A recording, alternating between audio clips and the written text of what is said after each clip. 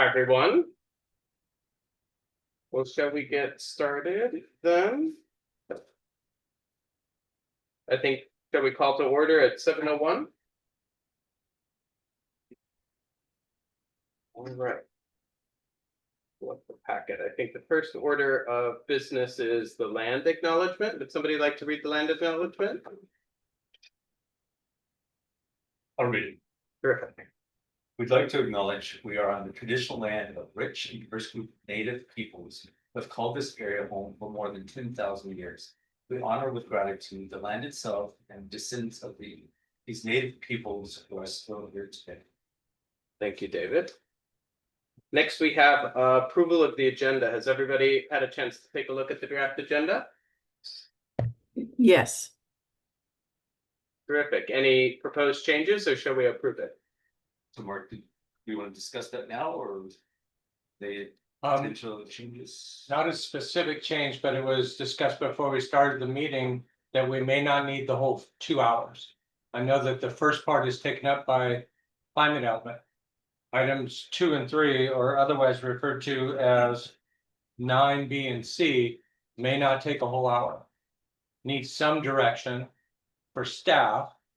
But we don't have a lot of detail or tacit material, so it was discussed maybe an announcement that it wouldn't be a 2-hour meeting, or that we would use up the whole 2 hours, or what the general thought was before we started. Either way, Cascadia is first. Can I make a motion to substitute items B and C with discussion for like planning for what it actually is, planning for next steps on work for development regulations and affordable housing incentives and tools? So there's a motion. Does somebody second? So it'd essentially be keeping 9, B, and C the same, but changing it to, instead of continued discussion, planning for next steps for continued discussion for those. Right. Second. There's a motion and a second. So any debate? All right, all those in favor? Aye. Well, it looks unanimous. All those opposed? None. So the agenda is amended on 9B and 9C to add planning for in advance of each of the agenda topics there. Any other proposed changes to the agenda? All right, we'd entertain a motion to approve. Okay, Meredith motioned. Second. All those in favor? Aye. Aye. Aye. All those opposed? All right, the agenda is approved as amended. Next is approval of the meeting minutes. So we have the meeting minutes from the July 9th regular meeting. Were there any concerns or proposed amendments to those minutes? It says July 8th. July 9th, July 8th. Yes, thank you. I apologize, I'm jet lagged. All right, well then, entertain a motion to approve. Any second? Second. All right, all of those in favor? Aye. All those opposed? No one, and abstentions, no one. So the meeting minutes from July 8th are approved. All right, so meeting dates. We have our next regularly scheduled meeting date coming up. I don't know if I have that date in front of me. Does anybody have a conflict with that? I'm good for that. Yeah, it looks like September 9th. September 9th. I will not be at the September. Okay. So John will be absent. Yane, can you make that meeting? Yes, I can. I will likely miss October. Okay. Anybody else missing October? All right, well, it sounds like we'll probably have a quorum for each of those meetings, even with some absences. Public hearings. I don't think we have anything. We have no public hearings noticed or agendas. Okay, and public comments. I don't know if we've received any. We have no written communications. We don't accept online comments, and there's nobody signed in present here in the meeting room to give comment. Terrific. And I don't know if we have a report from the city council. I offered to step in. Tonight is John and his wife's 30th anniversary. Oh, how wonderful. So they're celebrating, he'll be back on Thursday. I'll give him an update. He'll watch the video. And there are no urgent or high priority updates. Council will be canceling the late August meetings, taking a little break. And so it gives staff time to then formulate what we're bringing in September, October, November. Terrific. And that would be the update. He anticipates being here September 9th. All right, well, thank you. All right, so onward to old business, and first we have the climate element comp plan amendment with Cascadia. Great, thank you, Sam. Okay, Maddie, I think you're going to share screen. Excellent. I will kick us off tonight. First of all, thank you so much for having us again. It's really nice to see you all. And I hope that your summer since July has been going well. So I think what we want to do tonight with you all is keep our presentation relatively brief. So if you'll recall, during our time together during that July 8th meeting, we shared an overview of the climate element process and shared a bit about the technical analyses that supported that development. And tonight, we're hoping to focus just on a quick reminder of where we are in this process, share a few preliminary reflections from the public comment period that just closed yesterday. So in the next slide, you'll see just a brief overview of our timeline, where we are with the next steps. So you can see we moved that gold star to our Planning Commission meeting with you all tonight. And then following our meeting with you all, we'll be working to incorporate feedback from that public comment period, from you all, and then from any other committees. And then we may or may not meet with you all again in September, pending how our conversation with you tonight goes. And then we'll look forward to moving this forward with you and City Council in the fall. And then on the next slide, we'll just give you a brief overview of the public comment period. So this, as a reminder, was open from June 16th to August 11th. And we used a platform called Conveyo, which allows any members of the public to provide comments directly on the PDF document. And city staff distributed this public comment website through their city communication channels, the website, the newsletter, and e-news blasts. And we received about 44 comments from 15 unique commenters. And I sent you all a copy of those comments earlier today. And I sent you two documents, a Word document matrix that includes all 44 comments, as well as the commenter. And then we also included a copy of the climate element PDF with those public comments embedded. So Maddie, if you click forward one, you'll see in that second document we sent, there's little blue bubbles that have comment numbers, and then the associated comments are on the page after. So we thought that might be helpful just to see those comments in context to the document, in case you have any questions or if it comes up tonight during our discussion.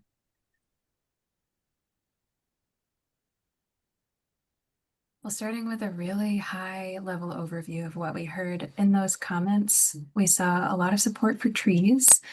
No surprise there. We heard also support for expanding and learning about renewable energy, boosting community education and involvement, and increasing access to alternative modes of transportation. But within that theme, there was a little bit of disagreement about how to get there and who was responsible for that. And just feeling like it's useful to present some themes at a higher level. We're definitely looking in detail at each comment and where it's most relevant to each policy. But these are some things that stood out to us. It was great to see some support, even within the suggestions that folks raised. Sometimes, questions or suggestions we get are pretty negative. So we were happy to see that even within them, folks were supportive of the content of the climate element overall. And then within the comments that we received, there were kind of three themes of actions that we would want to take. The first option, of course, is no action and no changes proposed. So when we think about making changes based on public comment, we want to be responsive to what the community would like, as well as ground it in our knowledge of what's likely to be effective and your knowledge about what's likely to make the most sense. And that does not necessarily mean making a change in response to every single comment, although we can take all ideas into consideration. But if we did make a change, there are 3 avenues to propose. One is kind of a substantial change to the content of a policy. In a couple of cases, we do have questions for you about adding, subtracting, or kind of changing the focus of a policy. The next thing we can do is make a slight wording change, and we did receive some comments that indicated we could change a couple of things for clarity and wordsmith a little bit to make things clearer and more effective. The other thing we can do is take something into our back pocket, and even if we don't make a change directly, we can catalog it into what we think about as implementation considerations. So some suggestions were a little bit too specific for us to really think they belonged in the policy language. Like, for example, someone recommended partnering with MetroFlex on a transportation measure. While we might not include MetroFlex by name in the policy, we would want to catalog that as a potential partner for that measure for the city team to think about as they actually put that into practice. And we'll be working with Mark on an implementation chapter there. So this is a summary of the comments and questions that we'd love to prioritize for discussion tonight. There were really 4 themes of comments, often with multiple commenters, that stood out to us. The first one was around CE 1.1, which is a policy to incorporate trees, vegetation, permeable pavement, and other heat-reducing infrastructure in areas with heat islands. Some of our commenters thought that this could use a stronger focus on trees versus other types of infrastructure and add a little bit more detail about what supporting trees would look like. So we wanted to run that by you, knowing that trees are a high priority for the community and often come up in these conversations. There was also a commenter who suggested adding a policy around combating climate misinformation. So wanted to see if you'd like to call that out specifically or group it in with an existing policy. There was some opposition to parking pricing, which I know came up at our last meeting with you as something that you all were curious about and noted that there might be some opposition to. So we just wanted to re-raise that with this group to see if you'd like to keep a parking pricing policy or remove it. And then finally, there was a commenter that remarked that there are no policies in the draft climate element to reduce air travel emissions, even though these make up a large portion of emissions. We did have a conversation with you all last time about the relatively large portion of emissions these do make up and our level of certainty about what those emissions look like. So we could bring that up for discussion again and see if you'd like more information about that or if you'd like to add a policy. But I know last time also our meeting was quite short. It was only a 30-minute presentation and we were just looking to get some initial comments from you all. So there may be things lingering in your minds that you haven't had the opportunity to raise with us yet. And the floor is yours tonight for any other topics you'd like to discuss in the climate element as well. Terrific. Thank you, Maddie. So does anybody have a preference of how we go through the discussion topics or other issues? Because I assume we've all had a chance to look at the proposed climate element. We might have some other policies that we have questions about or want to discuss or propose changes to. Would it be best to go page by page in order? And then we can make sure we call out these ones that were prioritized? Or does somebody prefer to go a different way? I'm seeing nods for that. Yeah, I think that would be great. Okay. Is anybody opposed to that approach? We just go kind of page through climate element and raise issues as we have them or questions as we have them? All right. Seeing nods. All right, I can share screen to a Word document version of the climate element, and we've already tracked a few changes that respond to these, so we can flag them as they come up, see what you think about our proposed language. It's just a first shot at kind of addressing these comments, but thought it might be helpful to react to. Terrific. Great, so just one And moment. is that the Google version, Maddie, that you helpfully prepared, or is it, oh, it's this version? And just one note, the comment period ended last night. And so this was at least at a minimum going to be what was the flavor of the comments? I want to make sure you're ready what we had set up was we would have the rest of August to do the formal closure on what the comments were. But if they're there and can facilitate a discussion tonight, that's where I think the group would like. Okay, thank you. Great.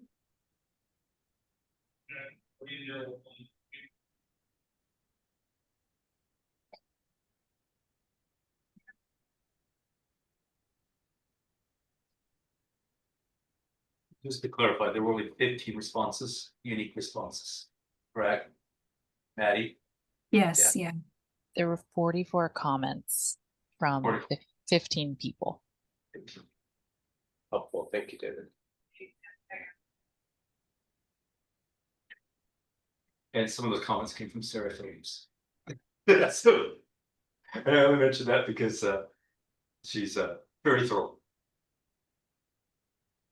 All right, so we're in goal CE-1, smoke and heat resilience. Okay. And Maddie, as we go through this, do you mind flagging if there were proposed changes you were going to make in light of the comments received? Yes, absolutely. Terrific. So within this section, let's see if I can actually bring up for reference the draft with comments as well. And we don't need to skip ahead to them, but maybe maybe we could go kind of section by section. If we're starting the CE-1, I think there's 5 subparts to that. Did anybody have questions or concerns about these first 5?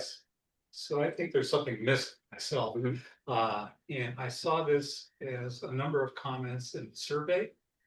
And I was reminded again Sunday evening when the transformer blew across the street and took out town center and 600 or 900 other residences, that there's nothing about electrical grid resilience. And I recognize that to some extent we may not have control, but to the extent that we have some ability to do something about electrical grid resilience, it is coming up again and again in the citizen comments.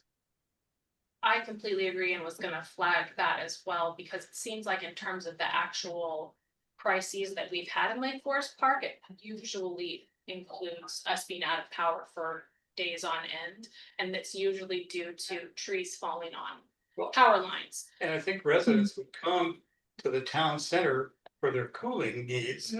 And if the power didn't get restored last night, but if it was not restored today or the next day, that could be a real problem, a health problem for residents. Especially if there's a heat incident where people don't have power, where are they going to go? Yeah. Which I think that seems to be one major, I mean, yes, wind during the winter, but heat seems to be the upcoming issue that we'll address. My initial thought was, to make sure that the trees by power lines are managed properly. I don't know what other things that we can do, maybe support homeowners that have trees. I don't know who's in charge of those trees that could potentially fall on power lines. But yeah, whether it's, if, people being cold in the winter or hot in the summer, that seems to be what actually happens here.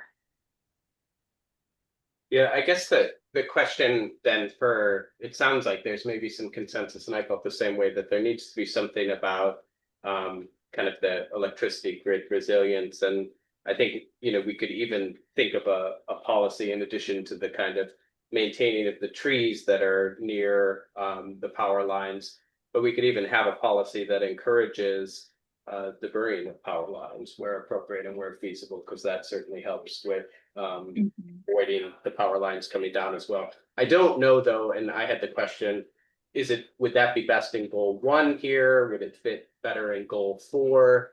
What section would I actually have it noted in goal 4. in goal but 4? It may fit better. Yeah, I think I had noted something like that in goal 4 as well.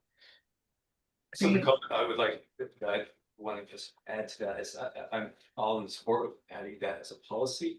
I think I'd want to separate that from the tree situation. Just keep it to the grid. You know, what can we do? The tree situation might be extreme, or it might be related to that, but we can address that different.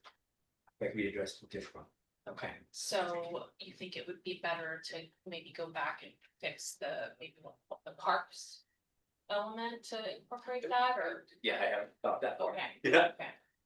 So maybe something more neutral, David, like, maintaining the resiliency of the power grid by Yeah. preserving, taking steps to preserve Like before power thinking lines and. of preventing issues there or something. Yeah. And it seems to me the council's already been kind of involved with this from the last big incident.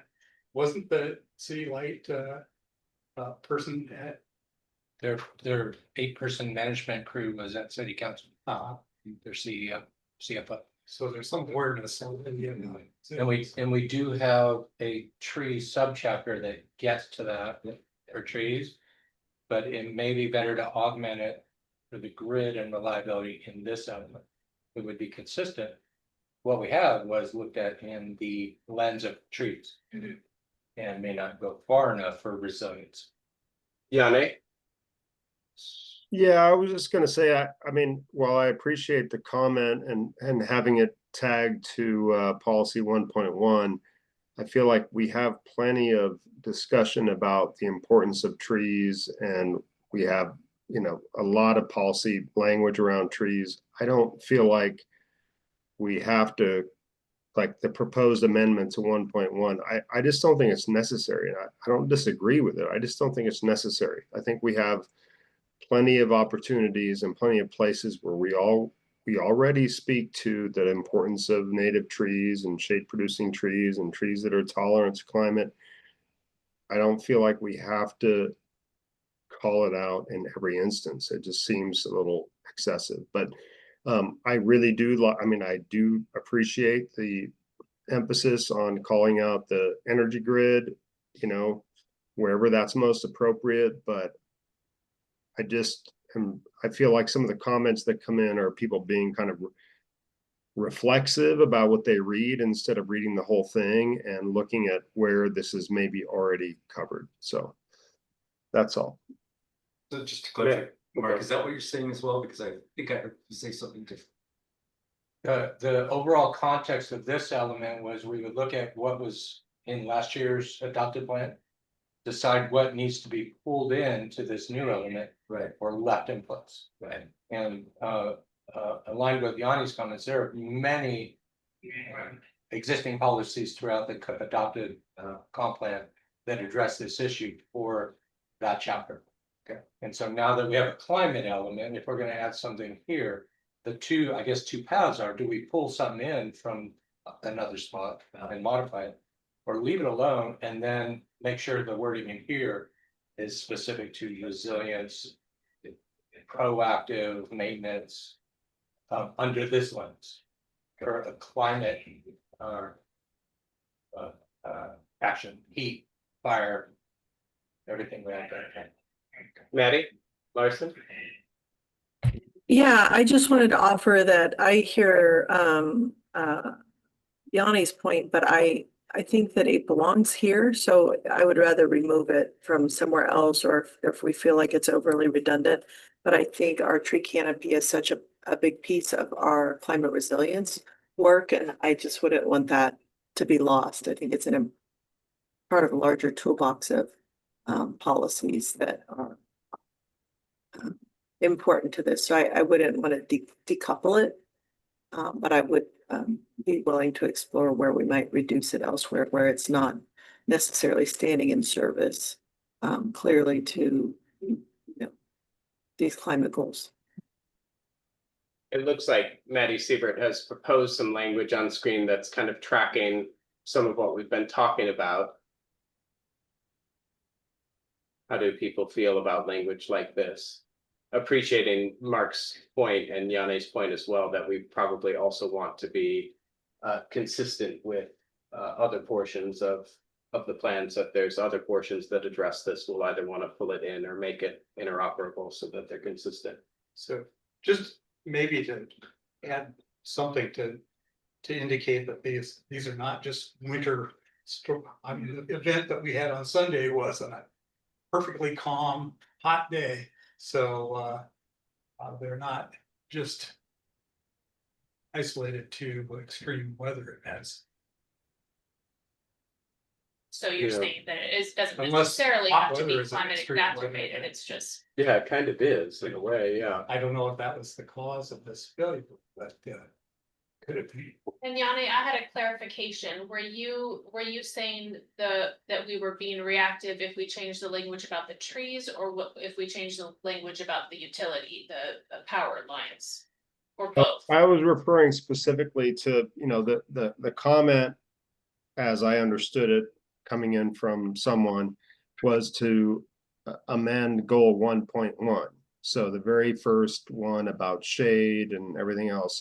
And I just feel like we in so many places already cover the importance of drought resistant, heat tolerant trees. I feel like in our tree code and our comp plan, I just want our, you know, to the extent we can make this climate element really kind of specific and understandable, and not feel like we have to add every ornament to every policy if it's covered elsewhere.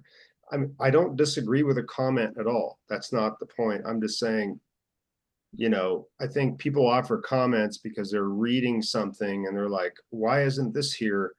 And if they only read, you know, a few pages or chapters ahead, they'll actually see that we do talk about that. So I just, before adding, you know, addressing a bunch of comments that we got just because we got them, let's just make sure that, you know, didn't we cover this somewhere else? And that's all.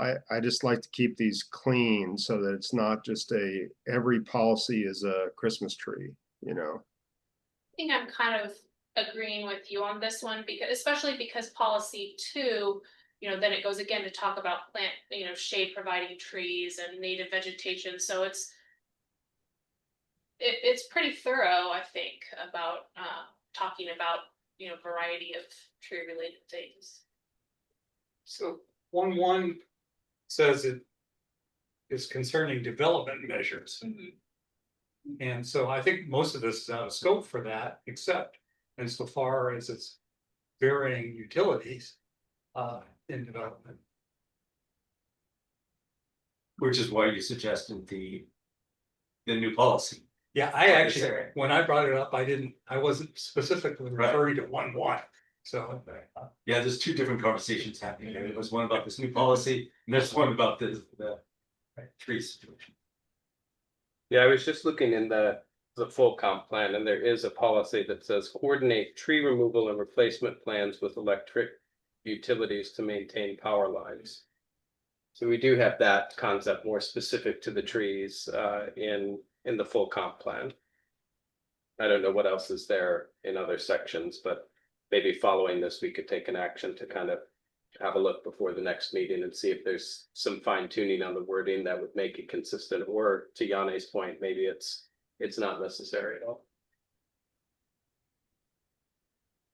And I agree with kind of Maddie, where you were kind of putting it in goal CE-4. I think John's point was well taken, that, you know, it could fit there or it could fit somewhere else. I also struggled wondering where the best place for something like that was, but. All right, is there any further conversation on this? We can kind of go through and see if there's other concerns on the other policies. We can kind of talk through the issues, and then if there's time, we can finalize wording today, or else at the next meeting, we can finalize and approve wording after people have had time to digest. The only other thing I had was the strengthen for policy 1.2, and this is just really nitpicky, but just it didn't really feel like a great. I was wondering if maybe like cultivate, because strengthening is a, you know, a word that people use for critical areas and habitats, but I was thinking more of like a cultivate or nurture, or I don't know. But that's really nitpicky. It doesn't.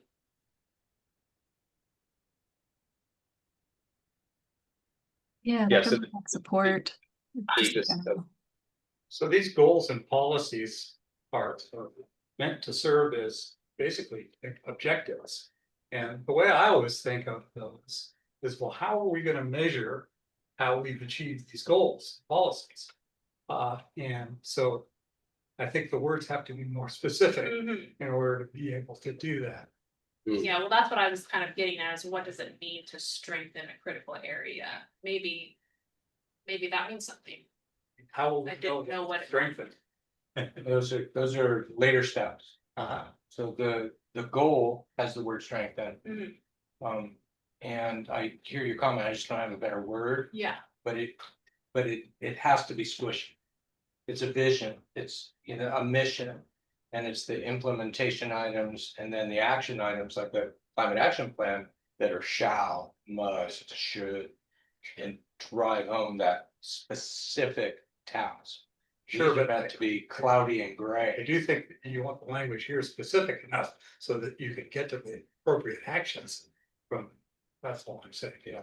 So the intent is make them more robust, so whatever word captures that, and then the task happens later with more.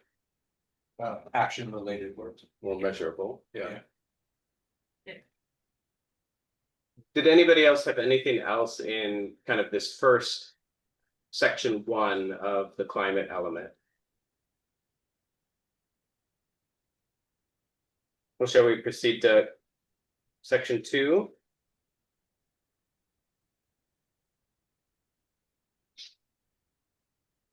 So I see, Maddie, there's one just wordsmith change here, and that might be in response to these recent comments that we had from the tree board. Yeah, exactly. They said that the wording of heritage trees was a little bit out of date in Lake Forest Park ordinances, and the more relevant word to use would be exceptional trees. So we're proposing making that change. Makes sense. Was there anything else in section 2 that people had a concern with or a question about? I just want to highlight that one of the comments that I saw regarding to the trees, and this is probably the overall, for the overall subject, but, there's a question about, is there, our emphasis on high diversity or density, does that jeopardize in trees? Just keep that question in mind, and I'm not here to answer it, that's what I heard in the comments. I think it's a good question. right. I had actually mentioned this last meeting that it seemed like some of the goals that we have high density, but then we also talk about wanting to have more tree canopy, especially in the areas with multifamily. You can't have both. It seems like we can, right? Yeah, there is a tension. That makes Yeah. sense. All right, so shall we proceed to then section 3, climate element, section 3? I think we have a number of subparts to this 10. Right. There was one comment here that suggested calling out the pollution caused by stormwater runoff and flooding. So we've added a bit of language here, proposed some language here to indicate just a little bit more explicitly that runoff pollutes waterways and puts community health infrastructure and property at risk. I would say it's a bit optional to take a leaf out of Yanni's book a little bit. Doesn't necessarily change the meaning of the policy at all, but is responsive to the comment. With remaining anonymous, I think I know that source, and that's actually what I did this weekend. And that's how I am more familiar with the tree discussion and what it doesn't do, what you pulled up, page 36, because I looked at it in the lens of the stormwater regulations that are coming our way with our new stormwater person. This would actually help what we're faced in the next 3 years of the words we need in this document. Not sure that's the source, but over the last 3-4 days, that's what we've been verifying. Yeah, I think something we realized when we went through, or maybe I realized this, I don't know if anybody had the same realization, but when we went through the comp plan, kind of revisiting, sometimes we had these policies that were older and we didn't really know what the motive was behind it. We didn't know what it was trying to address because it could be subject to interpretation and it could address multiple things. So I think a clarification like this, which is really clarifying one of the reasons why we want this policy, can be helpful. I don't see a downside to it. Great. And I, for the life of me, can't tell you which House bill it is, but we have 3 years and this would put us ahead of that curve. Helpful. Is there any other area or any other language that we can add that would help address that? Not yet. Not yet, We're, okay. we're looking at it in that lens so that we don't have to do another cleanup immediately. Right, okay. Yeah, but this helps for sure. I didn't have anything else in section 3. Did anybody else?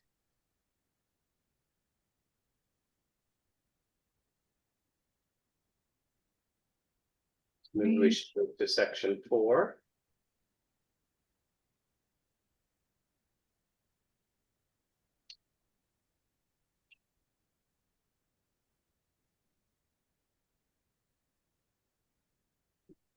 No proposed changes here to flag. It was section 4 where you added the one we were talking about earlier at Yep. the end. Perfect. Mhm.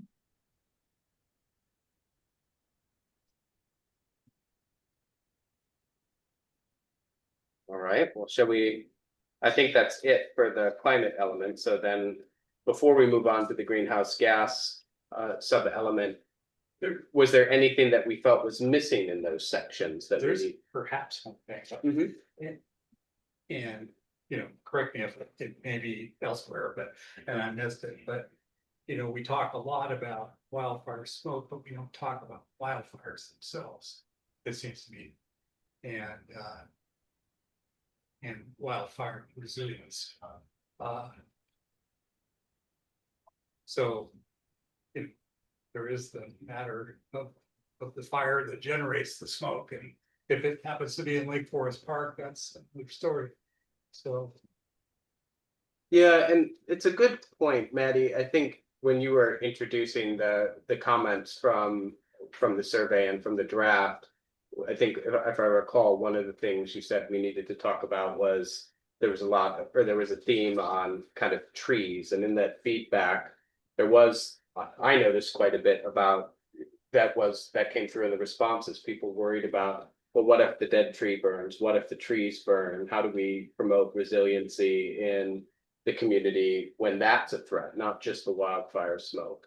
And it strikes me that maybe there is an opportunity. I don't know if it's best in this element or this sub-element or a different, but to the extent it's not already in the comp plan, and I haven't done that cross-checking yet, maybe we want a policy around that. And the kind of tactical things or implementation actions that a policy like that could support. I think about, if we're going to hire a climate manager for the city, which we've heard from the city council member that is a priority for the city council. Maybe there's an opportunity, to look for and support property owners who have dead trees, which are more of a fire hazard on their property. I have neighbors that have dead trees on their property that have been there for years, not maintained, and clearly a tinderbox on a hot day. On city properties like 5 Acre Woods, when there's dead trees or dead branches, how do we thin them out? Are there other things we should be doing to kind of promote longer term trees that are going to be more resilient for the changing climate? Because it might not be the Western red cedar. We saw some comments about that in the feedback. In 20 or 30 years when the trees mature, should it be something else? I don't know what that policy would look like. But it seems like there's maybe a policy around trees or around something else that addresses the wildfire risk here in our community. So I wonder if we could back up a bit, because what I'm curious about, and I don't know that we even discussed as much, Alexander and Maddie, that what is the potential for fire danger in Lake Forest Park? There's potential trees drying out as summers become more drought. As drought becomes more common during the summers, there will be a time when, it seems like certain trees will be dying. I mean, we're seeing that, right? But I'm wondering, before we even prepare policy, maybe the policy is something about we educate ourselves on the city educates itself on the potential for fire danger in Lake Forest Park, before assuming that there is an actual danger. I mean, there will be, but I just want to do the steps to get us there, if that makes sense. I was not certain that a power line is not down side. All you need is a hot power line to fall, an extremely hot, dry summer to cause a real problem.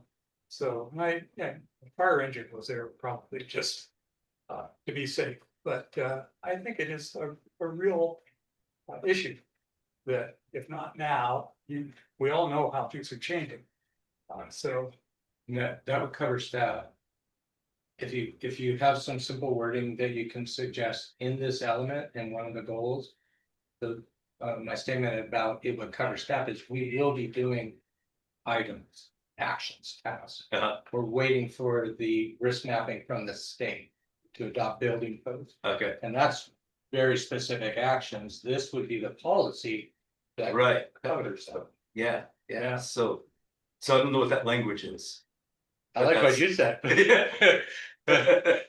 Oh, somebody could repeat it because And we did take a look at that in the climate vulnerability assessment that we completed in the climate impact summary. And wildfire risk is relatively low around Lake Forest Park. So that was not one of the criteria that we actually even prioritized to include in the vulnerability assessment. We did some initial overlays and found that the risk of house fires was far and away a much higher risk than of wildland fires or wild and urban interface fires or anything like that. But of course, that risk might change. I don't think it's out of the question to do like a wildfire risk emergency plan or something like that. like an introductory thing, right? Because the work we've done to date identified the more likely higher percentage risk. And this was low and our fire risk is low. But as you saw last week, there's a fire in the Olympic National Forest. When this ramped up, it was Pasadena and Altadena. So things will change, and that's the beauty of just having an introductory, hey, we'll educate, because now's the time to do that. And then we'll see what the state does and then be able to be more specific policy in our next round. Yanni? Yeah, I would just say that if we want to add anything, I would just add a fairly general policy statement about, you know, kind of looking ahead to preparing some more specific, resilience plans. I put a link in the chat. The county's working on this, how to address wildfire risk, in King County with climate change. So I'm not in any way saying this isn't important. I'm saying that for our city, I don't think we should be putting in like specific or trying to guess at specific policies right now. I think what we should be saying, if anything, is we need to be really tuned in to what's happening at the state and county levels around understanding wildfire risk and resilience and preparedness for Western Washington. And that needs to be something that's a priority for us going forward. But I just don't think it's a good use of time to like start talking about the specifics as we understand them when there are, governments above us with more resources and frankly more kind of bandwidth to really dive into these things. Yeah, I mean, I think that's what we're saying. So we're in agreement. Assuming Maddie, what do you think, Maddie? Miss Larson? I didn't want to leave you out of the conversation. No, not a problem. I'm getting confused when I think you're mostly talking with Maddie versus me.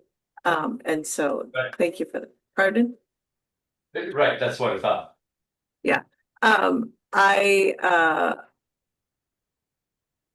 I have no comments right now. I'm just listening. I think that I have nothing to add right now. One thing that maybe this is separate, but it would be nice if the city was kind of documenting when the, utility outages or events happen, what caused them, and then we can start, because that is what's really affecting us on the ground. It would be nice to start gathering information. Was it preventable? Maybe it's not, because it was a complete,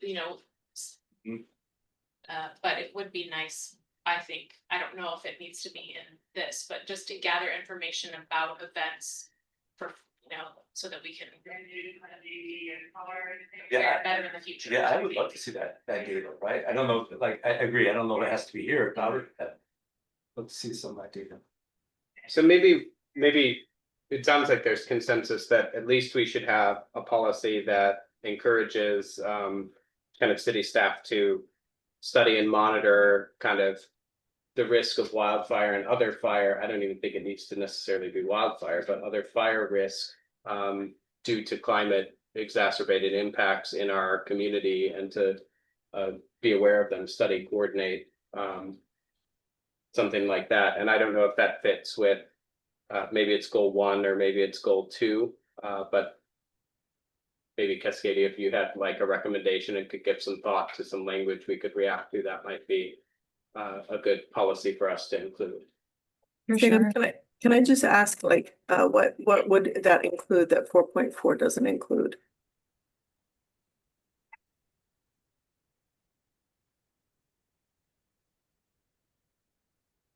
Just that we're doing it ourselves and not in coordination with the surrounding areas? Yeah, maybe they already do that. Yeah, maybe that already covers it. Well, I see risk, but I don't see wildfire, fire. I don't think fire specific rises into that. Given that was what was a comment, somebody commented on this in public, I do think it might be important to call out fire risks.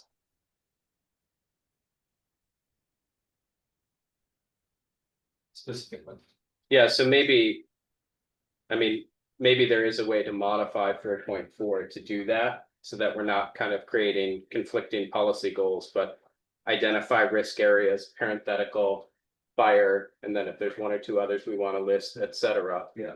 I mean, that might be a way to call it out. Mark, do you think that would give enough coverage to staff to kind of be coordinating and studying the issue a little more? At the policy level, that language would, yeah. Yeah, Power outages too, is that.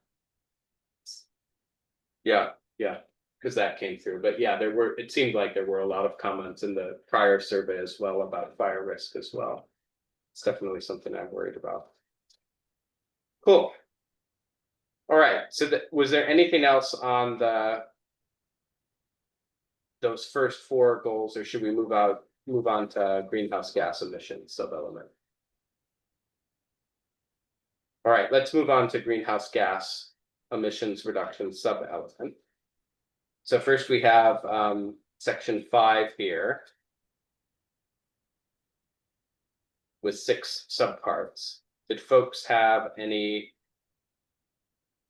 questions, concerns, discussion points on any of these? So this is CE 5.1 through CE 5.6.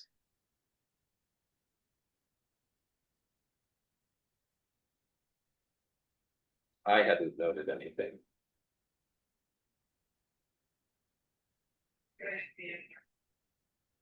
And were there, Cascadia, there were no kind of edits to this based on feedback other than this 5.6 that you have on screen? Just 5.6, yeah.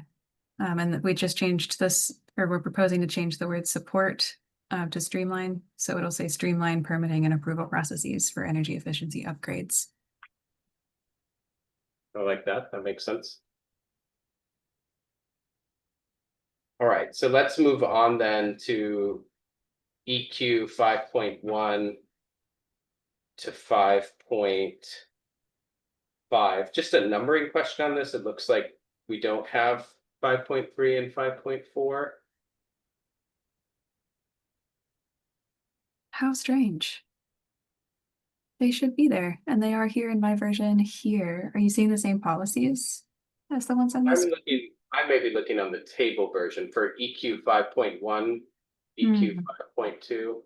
Are we in a different section maybe? I think we're in a different. Oh, that is policies I think that we suggested for removal from the comp plan. It sounds like it's coming from the environmental quality chapter. So in a couple of cases, yeah, we recommended removing a couple of existing comp plan policies and replacing with just slightly more specific or detailed policies for the climate element. Got it. Should we pull that up on screen and see if anybody had concern with those, or does everybody remember what those 3 were that were proposed for removal from the comp plan? I'd have to look at it and get it. Or to read up there. Yeah. Screen current. Let's see, I can bring those up on a slide for reference here. Sorry to go out of order, Maddie. That's okay. Thanks for bringing it up.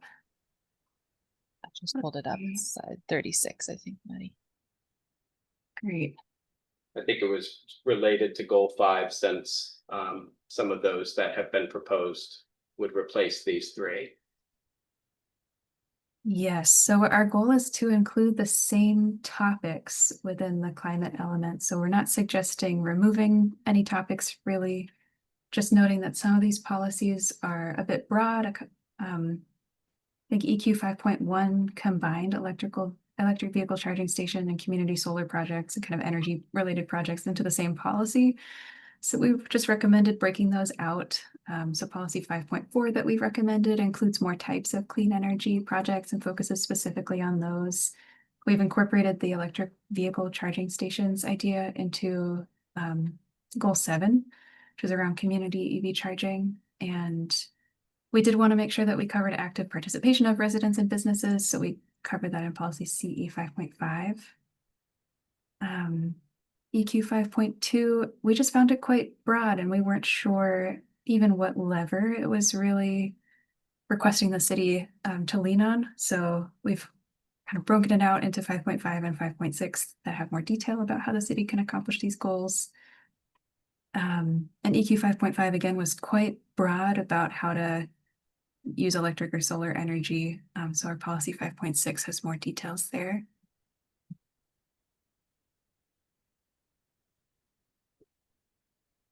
Does anybody have questions or concerns with these proposed policies for removal from the comp plan? Not me. All right, Nope.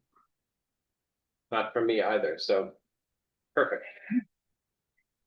I know one of our steps that we'll work with Mark on is a fully redlined version of the comp plans. We have suggested some changes to current policies, but those are the only ones that we found it too difficult to reword. So just recommended removing and starting fresh. Fair enough. All right, so let's move on to goal 6.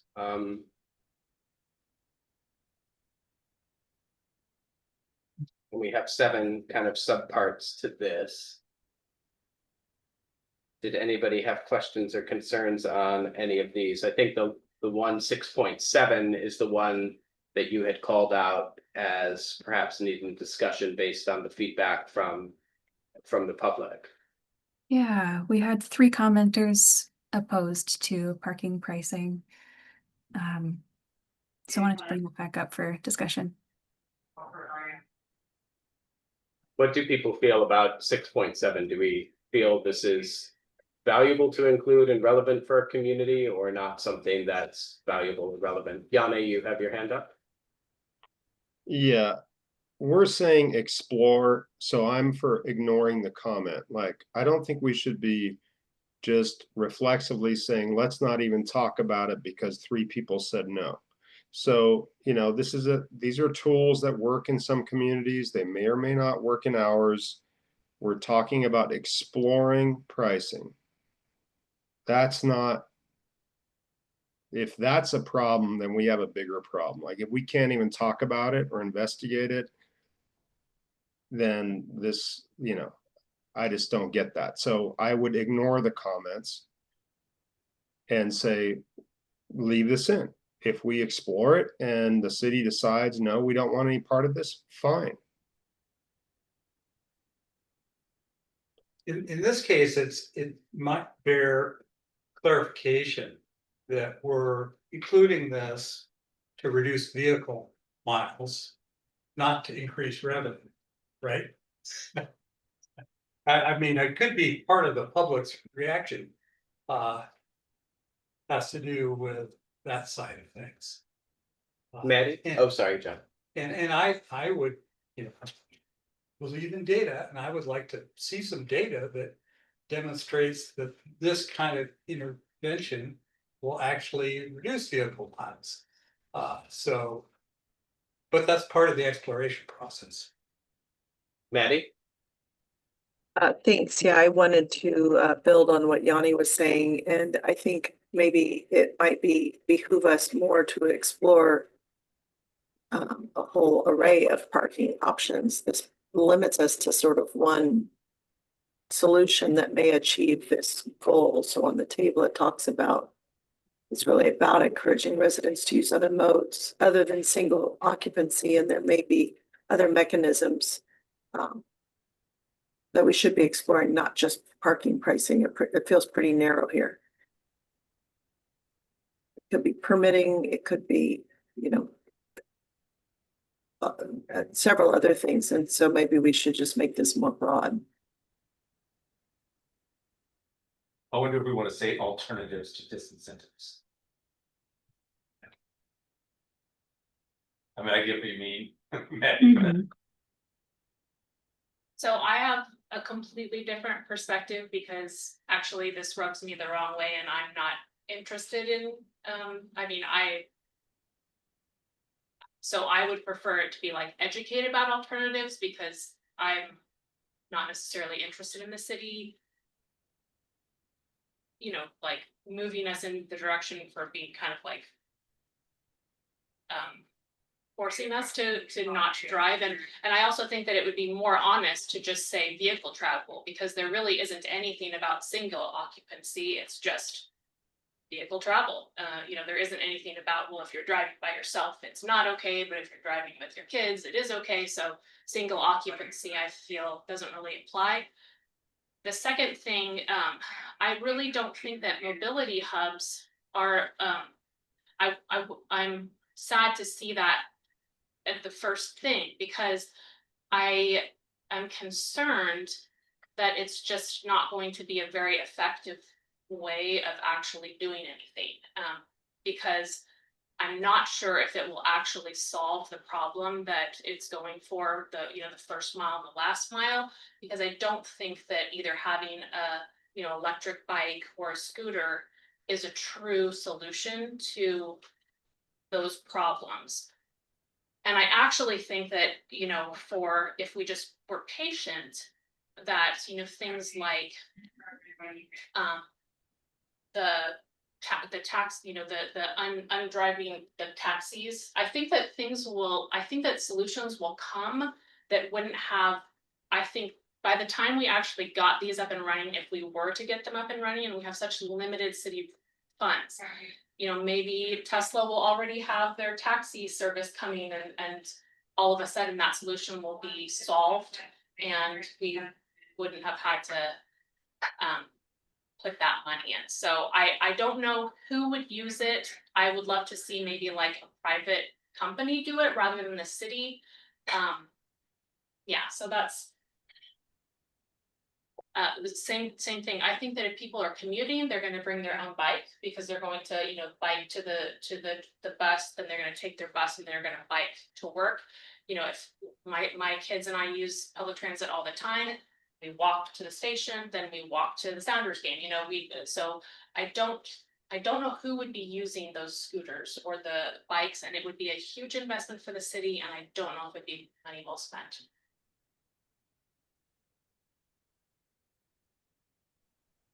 I want to add to what you just said, Meredith. If you are going to San Francisco in the near future and have not taken one of their self-driving taxis, do it, and you can see that there's no way this is getting put back in the can. It's out there and it's working really, really well.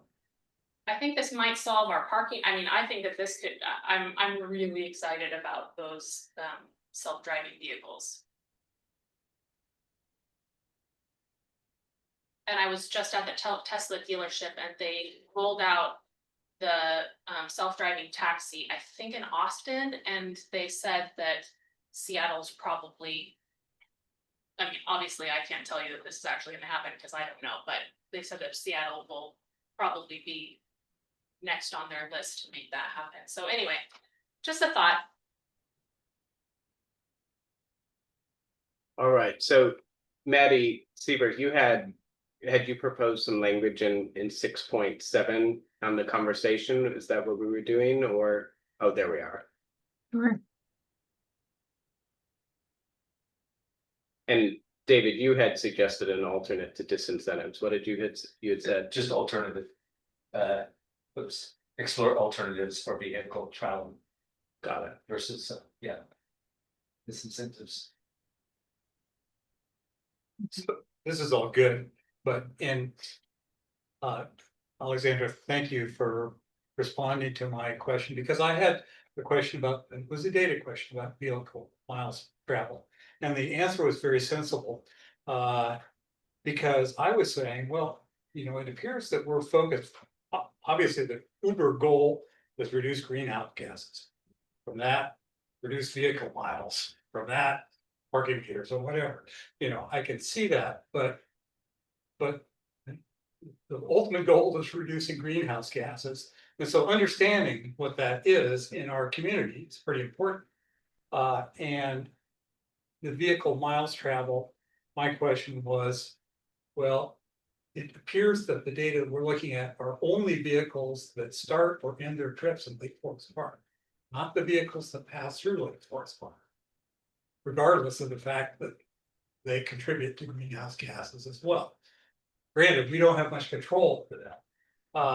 But I think it's part and parcel of this sort of understanding that other cities where those drivers reside also have climate elements and so forth, so that, it will all work out.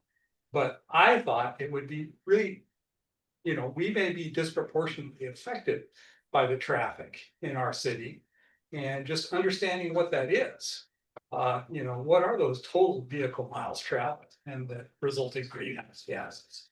If maybe it's 90% are people that start and end their trips in Lake Forest Park. Maybe it's only 10%. I don't know, but it would be useful just to know that information. I mean, perhaps we can't ever do anything about that. Those other sources of greenhouse gases, or maybe we can partner with our neighboring communities to do something about it by working collaboratively. I don't know, but if it's a significant proportion, then it's a significant portion of the greenhouse gases that we as residents are dealing with.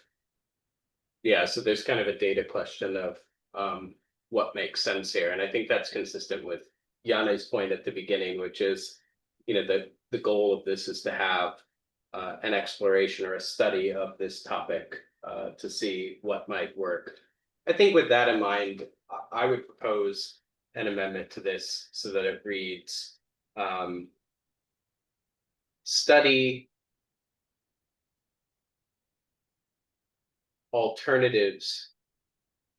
policy alternatives to vehicle travel, and then leaving the rest as it is.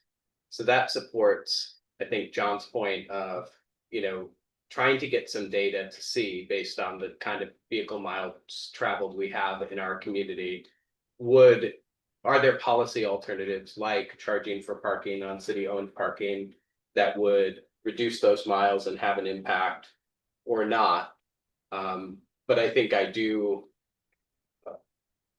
share the concern that Meredith mentioned, and that some of the commenters mentioned, of just agreeing with the conclusion right from the start that the city should be focused on charging for parking on city-owned lots and on streets. I don't know if that's going to have the kind of impact that's needed, and I'd like it to be data-driven if we're going to make a policy choice like that.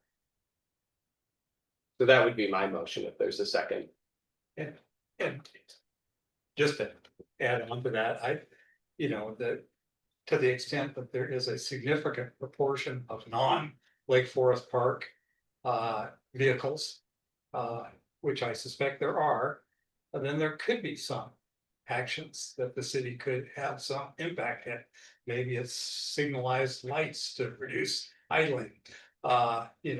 Maybe it's other elements, and it might be in terms of requesting things from WashDOT or whatever, but I think it's not entirely out of our control.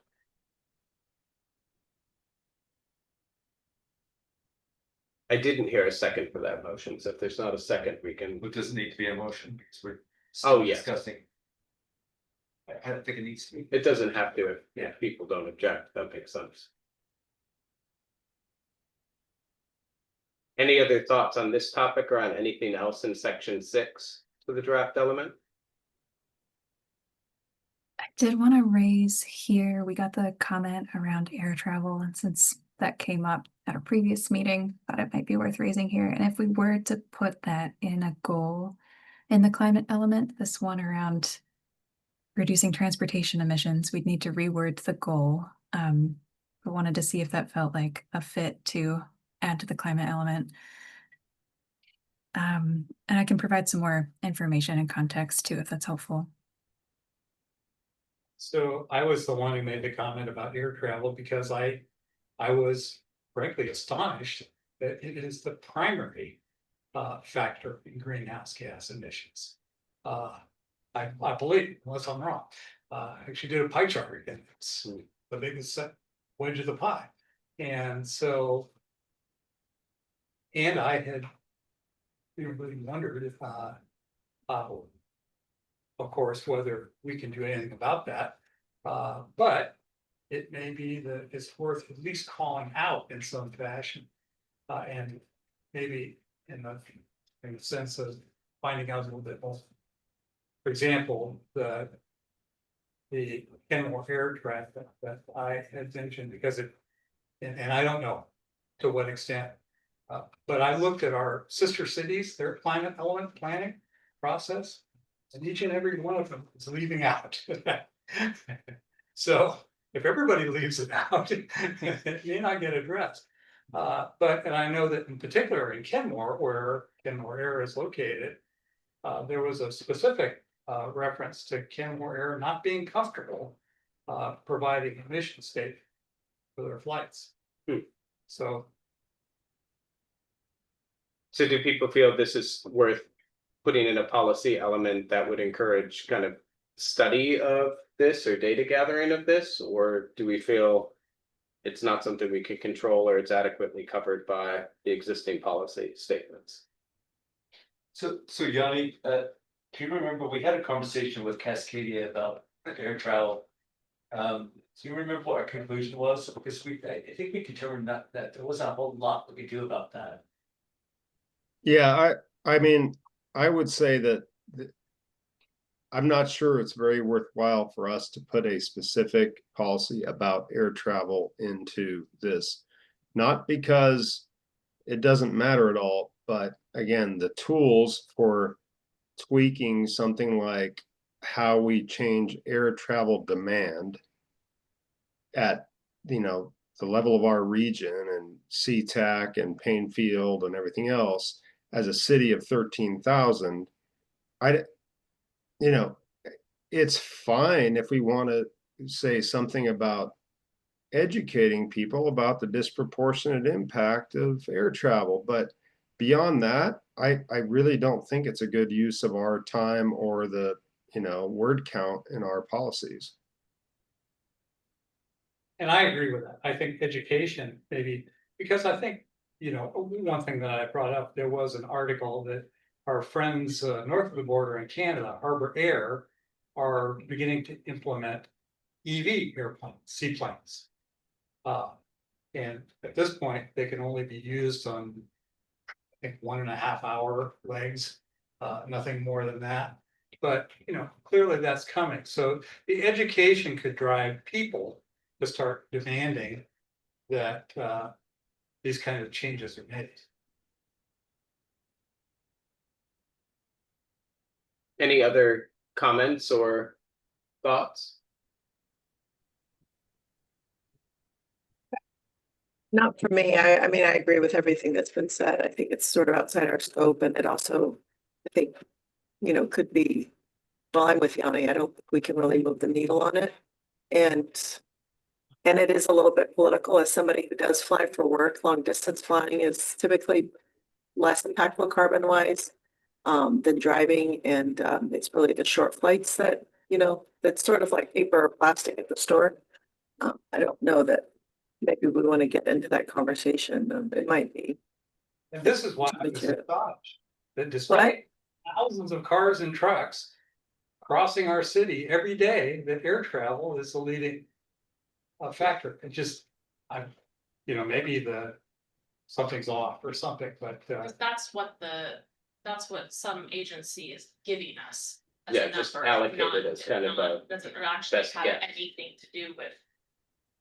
I don't know I don't know how they got that figure. Yeah, it's been studied a lot, and it's demonstrated that longer distances, nonstop flights are much lower carbon footprint to fly than to drive.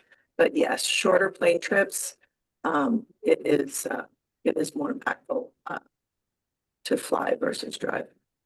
Anyway, I just wanted to voice my support for something Yanni said, which is I just don't think that we can move the needle on this. So I'm just saying I don't think it probably fits for us here in this context. Great. While we're on this, because the data is on page 56, and I found the formatting hard to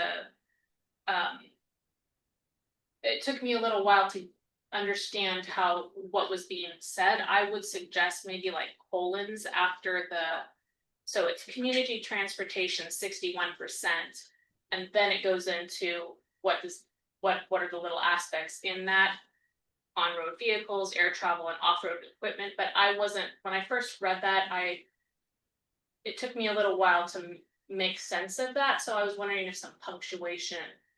So emissions come from transportation, buildings and energy, refrigerants, solid waste, and then the next sentences kind of break each of those categories down. But to me, maybe I should have known, but when it says community transportation 61%, I didn't realize then that, okay, now we're going to look at the little aspects of community transportation. So I don't know if a colon or Bullets. Yeah, maybe a bullet. yeah, something that makes it, okay, well, now we're talking about subsets of these different ideas would just make the information easier to process. I did figure it out eventually, but maybe it's just me. No, I was confused by that too when I saw it. Took a For minute sure. to. I won't mess with formatting live, but I definitely hear that comment and we can address that. All right, was there anything else in section 6?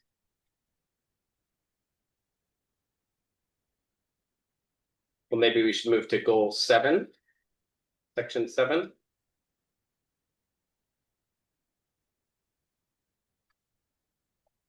Great. And we just had one commenter say that the phrasing of CE 7.2 was a little funky, seemed to get a little bit too close to implementation, where policies are typically a little bit higher level. And I could definitely see where that commenter was coming from. So rather than saying determine funding sources and establish clear priorities and prioritization criteria to support a phased transition, we could easily rephrase to develop a plan for a phased transition.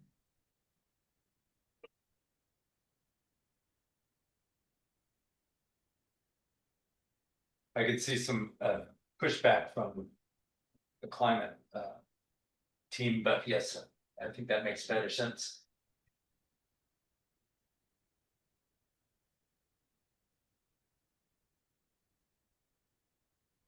Anything else in goal 7? I did have one. So I'm just wondering if it will be wise to encourage electric vehicle charging stations. So it makes sense to me if we're going to have, the fleets for City Hall to have charging stations that will, that they can use. People that own electric vehicles will have they'll have charging in their own homes. So where the people that would benefit if we had one, let's say at City Hall, would be outside of our community. I don't know if that's the best use of our funds. The other thing is, have we looked into whether multifamily and affordable housing developments are wanting charging stations because they might not own electric vehicles? Maybe that'll take up an extra parking spot. Before we, have a policy like that, I just thought, who's going to use it? What data supports that? Do we want to, subsidize the city outside chargers? Maybe we do, because just some thoughts. I could tell you our household. So because my son has several cars in our driveway.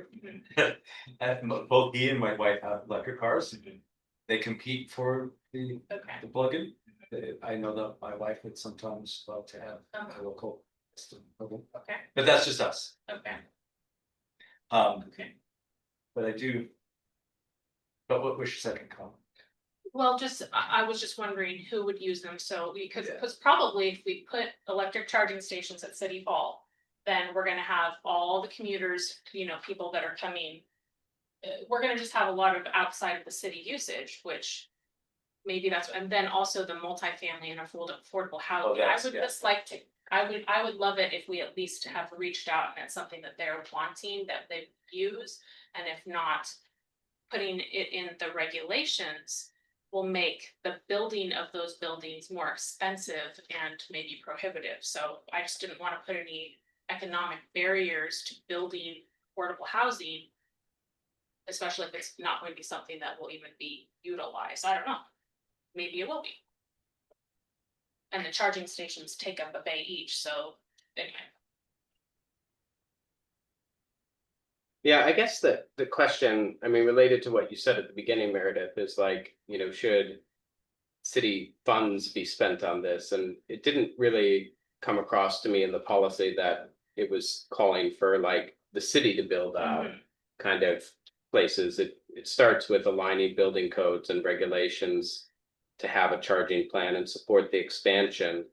I guess that seems though a little cross current. Like, is the point to have the city take an active role on like building out and encouraging charging stations, or is the goal, just to make sure that existing building codes and city codes allow it where people want it? Did the climate committee have a point of view on that, or was it kind of both, or was it intentionally supposed to be straddling both?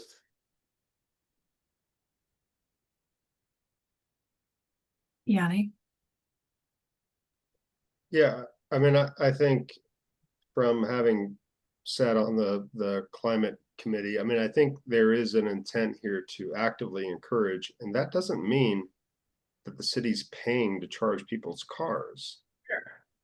This is about putting in infrastructure to further, attract people to the idea of having electric vehicles or having multiple electric vehicles. Maybe, you're charging one at your home, or if you're, a house with multiples, maybe you do use one of the chargers down at the town center that's supplied by the city, but you're still paying for it. It's not like we're talking about freebie charging here. So I think the point was to encourage, whether it's through building codes and or, city affiliated with city facilities, provide some of these stations. I think that's all it was about.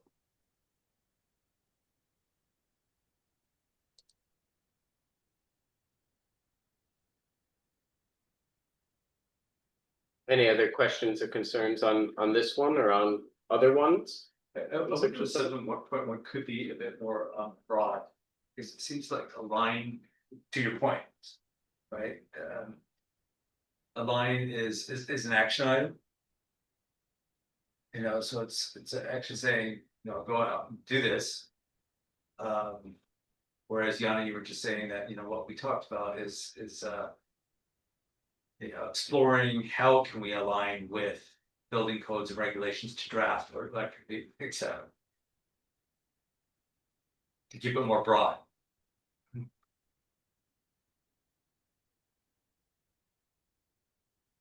Does that make sense?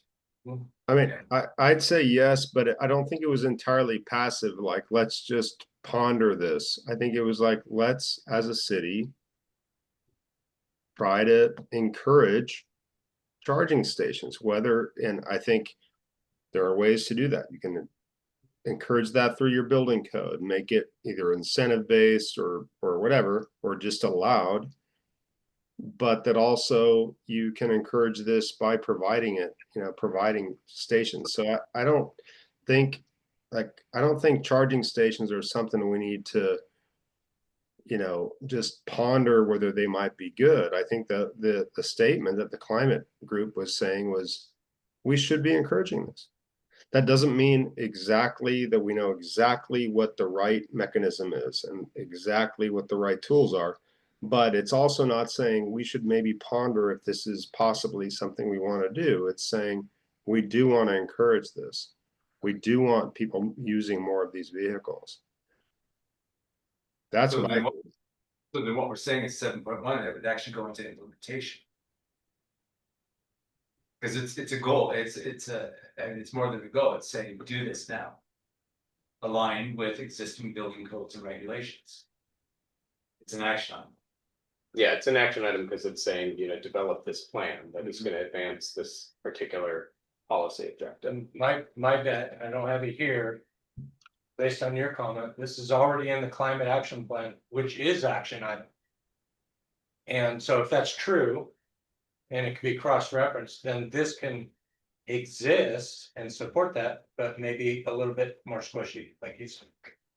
If this paragraph's not at all in the climate action plan, first I'd be shocked, because I have a feeling it's here because it is in the climate action plan. If Sarah were here, I could ask her. But we did cross-check it. Maybe it's worth cross-checking, because if it's meant to be a policy goal, like, it seems like the policy could start with the word support, cutting out all the words before that, which I think creates some confusion. So the policy is for the city to support the expansion of electric vehicle charging infrastructure through the community, including in da-da-da-da-da. But it's not conflating that with particular implementation actions of like developing this plan and looking at the regs and all the rest of it. Sure. Yeah, that makes sense.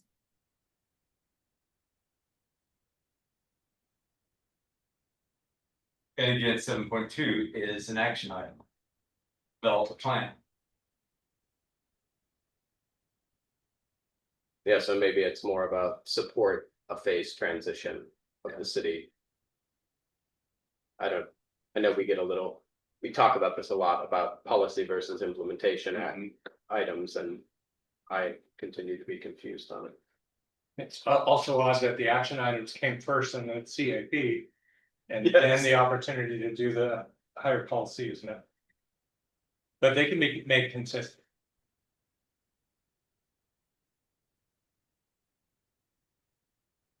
As long as it's in both, I think that's the goal. Cool. Anything else on section 7? All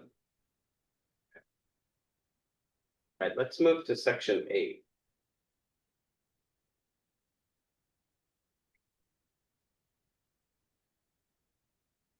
I did have a question on 8.1. It says that there's a draft policy. I guess maybe I was confused. Is this draft policy new, or is it in the current comp plan? Because when I looked at comp plan land use 11.1, it said something different. And I know we were quite intentional in the comp plan revisiting to avoid talking about like policies to increase density and, prioritize certain types of development. And so policy 11.1 in the comp plan says promote land use designations that reduce car dependencies and improve first mile, last mile connections. So maybe there's a different reference for this one, but when I read this, I kind of reacted to increasing density and prioritizing infill development. And I wasn't quite sure if that was consistent with the spirit and kind of where we landed with the comp plan. Oh, thanks for checking that. Maybe we feel differently in the climate element. I think too, for Maddie's benefit, we shifted on that during our process, and I don't think that the climate group was sort of tracking that when they maybe made these recommendations, or when their material intersected with ours. That was an evolution. We moved beyond this kind of approach or language.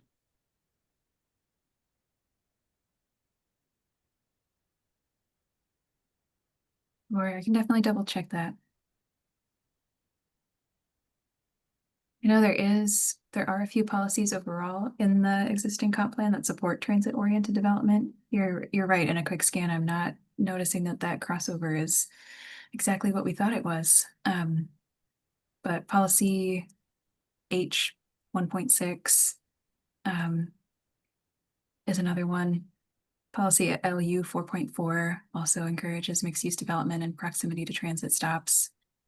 So there is alignment, if not specific crossover. So maybe we just need to kind of bounce it up against it just to make sure that the kind of language we're using is consistent. And maybe I'm just overly reacting to Sure. increasing density, which seems cross current with some of the policies we landed on in the comp Yeah, plan. I think this is what I was referring to about the, you know, the increased tree canopy and stuff. Precisely. Because what we don't want to have necessarily is, you know, okay, you're within half mile of 522 or 104, so, you know, let's just have massive density and, you know, infill development of all the open space and, you know, not have that. And that doesn't seem consistent with what we heard from the community members over the land. Maddie? Yeah, I wanted to also just make sure that, Maddie, when you're cross-referencing that, and you guys feel free to disagree with me, but our sense was that we weren't wanting to necessarily prioritize just this one area and say we should have density. And instead, we've put a pin in one of the things we'll be working on is middle housing. So I don't think we need to call out properties that are within a half mile of transit and just fall into line with the TOD uh, model that's being used. And instead, we really want to take a good hard look at how we can incentivize the kind of housing that makes sense in our community and not just say, oh, well, you're half a mile away. And so therefore, you know, you can build whatever you can. We're aiming for density, and I don't think that's what we're aiming for. We're aiming for a better housing mix. And I also wanted to point out too that relative to this, it feels pretty unnecessary because we already have Town Center Code, Southern Gateway Code, and the new state code that is going to have these impacts in our community for increased housing. And we also have Sound Transit that wants to put a shovel in the ground soon. And so I feel like we have a lot of things going on right over many of our critical areas, you know, where our streams are headed into Lake Washington. And so on that transit corridor. So I think to me, it just feels like something we don't need to call out here. I think we've got it covered elsewhere and we should move a little more carefully through, you know, signaling something like this. Yeah, so maybe there's not a need for 8.1. That's my sense. I feel like we've covered it elsewhere. I also think on 8.3, we've talked about that we weren't really wanting as a city to reduce parking minimums more than the state is requiring. So I don't know if near transit or at least that's still in the discussion. So I don't know if that part really reflects where we are at this point. Isn't that state regulation though? Right, so, but I'm kind of assuming that if you have this policy that's reducing it in addition to what the state already is mandating. Yeah, I'm going to second that, Meredith. And also I would challenge the assumption here, this ability to reduce impervious surfaces. We can also make adjustments to allow for on-site parking that is pervious. So yeah, I agree. We moved away from this, and I think this is tackled elsewhere in our code. So I don't think it's necessary here.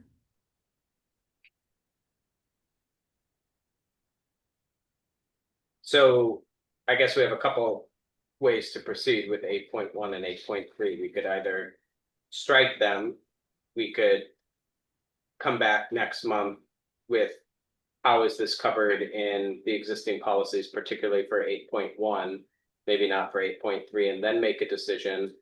Or we could, I mean, those seem like the two options. Unless there's another. I don't know if people have a preference. Go ahead. Me? Yeah. Oh, sorry. Well, if we're considering that, I also wanted to add a comment to the 8.2, this implement complementary mixed land use zoning. I don't know how that differs from the what are allowed for home-based businesses unless we're talking about expanding that particular code. We have code in place for that. I also didn't love the signaling of low-density residential neighborhoods versus maybe strategic areas where this makes sense. Anyway, I would rather see that changed like we handled an item above as explore opportunities for complementary mixed land use versus implement. I don't think we're ready to pull that trigger without doing quite a lot of understanding about what is complementary, what the community wants, and so forth. So if we keep 8.2, I would very much like to adjust that. So maybe if we keep 8.2, as you've amended it here, Maddie Seaberg, maybe also strike in low density residential neighborhoods. So that we're not kind of wedded to a particular neighborhood in which we're exploring. But this is something we talked about a lot during the conference. It is something we wanted to look at in the future. In the prior community survey we did, there was a theme of people saying, you know, they wish there were more places where they could go have a coffee, go whatever. And it may, right. And it may exist beyond the low density piece. It's anywhere in the city. Where do we have, you know, parcels that are zoned for housing only that maybe should have some opportunities to be mixed use? Precisely. So for 8.1 and 8.3, what do people prefer? Do people want to strike it, or do we want to revisit next month if we can gather more examples from whether or not these are adequately covered in the existing comp plan? I think for 8.1, not to say to make sure that it is covered in the comp plan. Okay. In the cross reference. I think 8.3 we strike. Okay. So it sounds like there's a motion to strike 8.3. Is there a second? I'll second it. Okay. All of those in favor? Aye. Let's strike 8.3. I don't know why we did a motion on that. I'm sorry. Well, good. It's an official straw poll. Well, and for anybody who's like considering this later, I just want to point out too that 8.3 covers a lot of ground. It's reducing the minimums to encourage sustainable choices, and we don't know if those two would be linked, and also reducing development costs. We don't know if that's, you know, necessarily what the implication is of that, and then approving housing affordability. It sort of tangles up a lot of different things in this idea that if we reduce parking minimums, we're going to have some of these other benefits, and I don't think that's necessarily right. Yeah, I'll just say I don't disagree with the fact that we don't know exactly what things will lead to, but just know that reducing parking minimums is a very widely used tool that seems to be working in various parts of this state and others. So there's some risk, and I'm not objecting to taking this out, but I'm just saying, you know, this is a tool that is used heavily now because it's been shown that having strict parking minimums actually can discourage investment because often it's way more than what people actually need or will use. So I'm not objecting to this, but I am saying this could come back to bite us when going for state grants and other things where they want to see, well, are you implementing the types of tools that have been proven to work to, you know, address some of these issues. So I'm okay with it going away, but you know, we shouldn't pretend this is totally benign.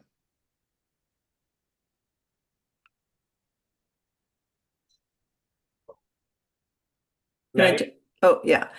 Hey, Yanni, you were saying that it's been proven to work, but I couldn't understand if you meant it's proven because we're seeing development in areas where parking minimums are removed, or if it's working because people are actually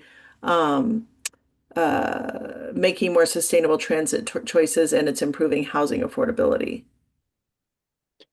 Really good question. And I don't know that I can answer that from a data perspective. What I do know is it's changing development patterns. And you've got affordable housing and higher density housing going in places where some of these minimums have been removed. Now, Yeah. I don't know. I would the love data. to see that data. I don't know whether that's led to people changing their behaviors. What I do know is that the data shows it's incentivizing building. Right, yes, incentivizing building, but I don't know that it's incentivizing affordability or different patterns. So uh, I don't know some of the same things you know about how this will impact us with grants, but I will say I know that it's a topic that has been part of some of our other conversations and maybe incentives that are offered in exchange for actual affordability versus just taking it away and hoping we get affordability when our friends and neighbors have not seen that pattern. So if you have some data, I would love to see it, but otherwise I'd still remain that we use reducing parking minimums and so forth, again, as incentives to actually get the things we want in our community versus just development. John Lebo said when we were working on town center, and it just comes up again and again, like, be careful what you code for because you might get not what you were planning for. You know, code for what you actually want, not for what you hope you get.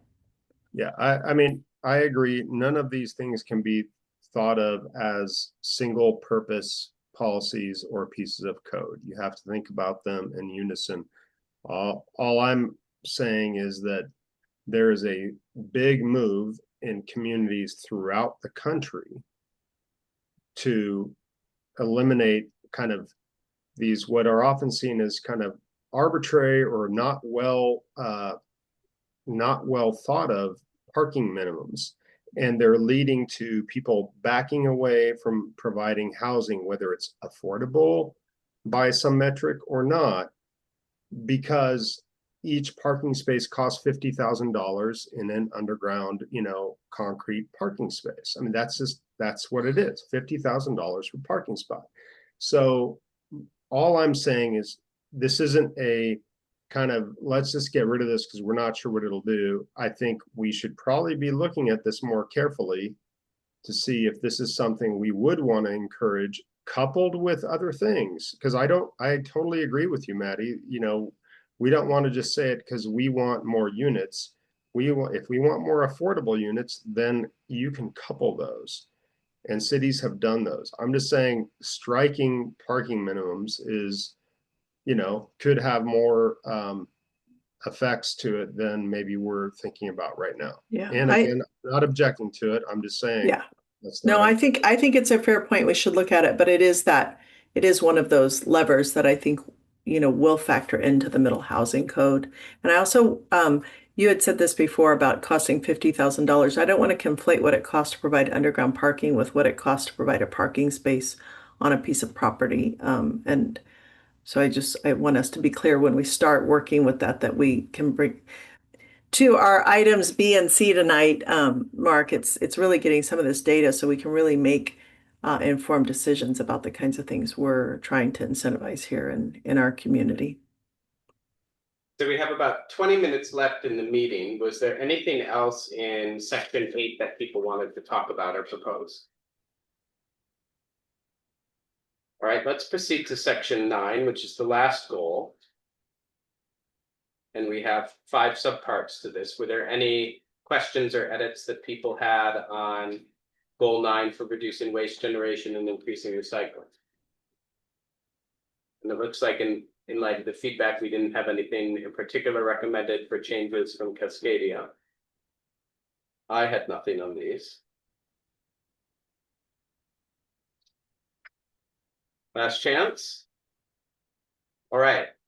Well, we will come together then next month, hopefully ready to vote on final wording and approving this as a recommendation to council to align with the timeline we talked about at last month's meeting.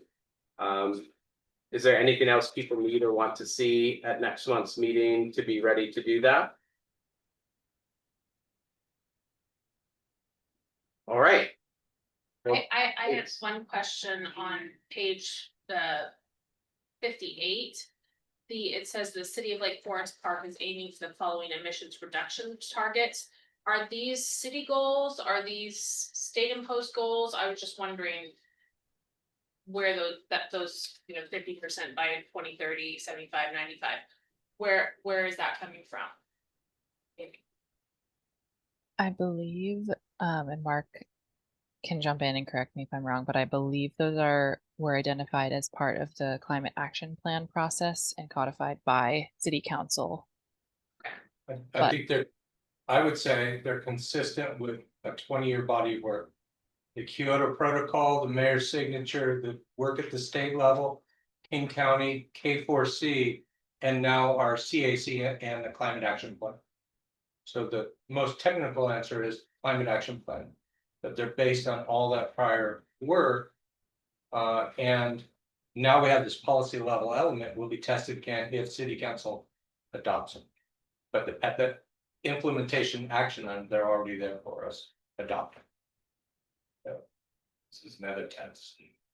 So it might, maybe it would help Meredith, if like, we have a call out on that page of with the development of this climate element, da da da da da.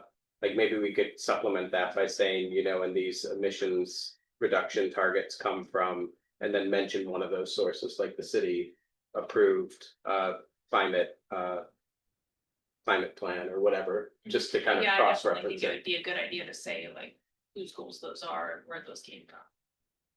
I think it gains more strength that way as opposed to someone reading it like, oh, somebody in Washington DC. So exactly. Cool. Was there anything else on the backup materials or on anything else on this element? One follow-up on your last question about what you may need to see for September. The importance of September and timeline now becomes that a public hearing is now starting to be seen as possible in your meeting in October.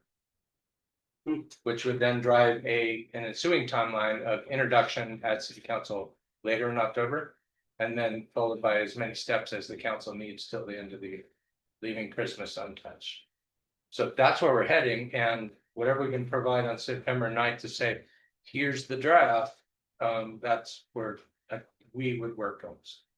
So I think the next step would be, from my perspective, as soon as we're ready with a red line of the comp plan and of the updates that we discussed today, if those could be shared with the commission, we could do the pre-read and then come ready to just, call out any concerns that we have with the language, and not have to go page by page and section by section through it all. The intention of. With the intention of approving. Yeah.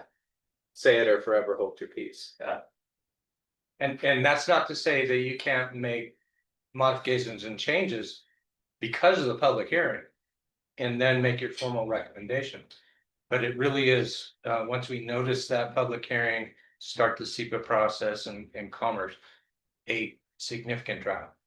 Exactly. Major policy change, direction, modifications really should call for a new notice, new public hearing, and a new process. And it's not, this isn't the same as our middle housing development regulations or our GMA compliant comp plan for the state deadline. This is really driven by the Cascadia contract, which runs through the end of the year. So we're on path for that. But if we run into something that you see needs more thought or time, we could look at getting those resources or options. But I think we're on track for September 9th, which would lead us to a full month for us to do our work and really concentrate. Final comments October 10th, and then council. Yeah, with the idea that the final comments being the ones that come from the public hearing, but this group has already kind of landed at the September meeting on what we think is the best recommendation to put forward. That would work for, I believe, Cascadia and stuff. Okay. All right, can I ask No, one more please. question? So where is the decrease in vehicle miles traveled? Where is that coming from? Is that city, climate action, state? Is this a section of the backup? Yeah, Resources? yeah, and it is, through the policy, but I'm also wondering because I thought when we discussed last time, and Cascadia, correct me if I'm wrong, but I thought there was kind of a state mandated goal that was driving a reduction in vehicle miles traveled and policies was that correct? Yeah, the commerce requirements for the greenhouse gas emissions reduction element specifically ask jurisdictions to include policies to reduce local vehicle miles traveled. So I'm assuming then that these goals, these targets. Represent vehicle miles only of trips that originate or terminate in Lake Forest Park. Not including those that pass through. Is that right? That's correct. Shoreline is sitting in a different room doing theirs. Kirkland, Kenmore, Bothell, Same with King air County. travel. And so through this planning process under the Growth Management Act, every jurisdiction is doing it. And so that's why we wouldn't double count. Not to mention what was brought up about any policy we put in here about banning something in shoreline, because not effective. But more or less, everybody is forced to do this because of legislation. Right. And I think I saw in the other cities, back to air travel, they simply limit. In other words, the targets were not subject to greenhouse gases with air travel. Is that what we're doing? They need to be in the inventory, but yeah, there's not much policy at the Since local we're not level doing that anything affects. about it, there's Yeah. no control. And so it's tempting to want to do something at the local level if you see that it's not likely to happen at the state or federal level, but that's not what this primary mission is.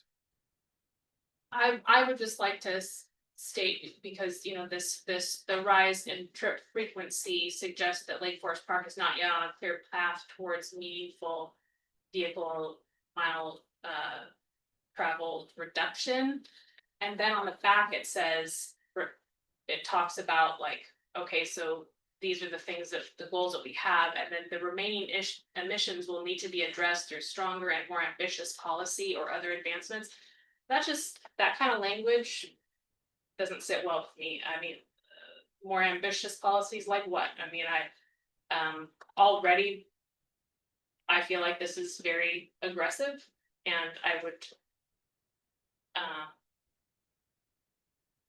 I don't really like the C language. Delete like that sentence. What? Delete that sentence. Well, the problem isn't that the sentence is in there, it's the problem is that some people are feeling that they have the authority or want to do this. That's more what bothers me.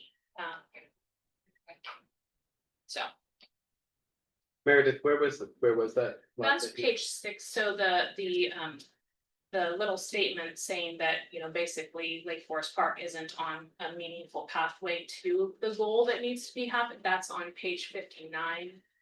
Passenger, so it says that we did decrease our trip lengths between 2019 and 2023, but we increased our frequency. So basically, citizens of Lake Forest Park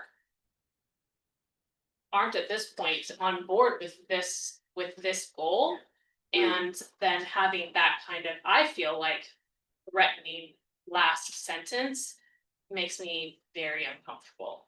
Yeah, there is some subjective language there Mhm. that, it can simply be stated, the data shows we're not gonna meet this goal. Mhm. We gotta, to meet this goal, we gotta take some actions. Right, I totally get that, I totally get that. That's all I'm saying, I mean, that, take the subject, I'm aligning with what you're saying, like, take the subjectivity out of that language, and simply say, not gonna meet that goal.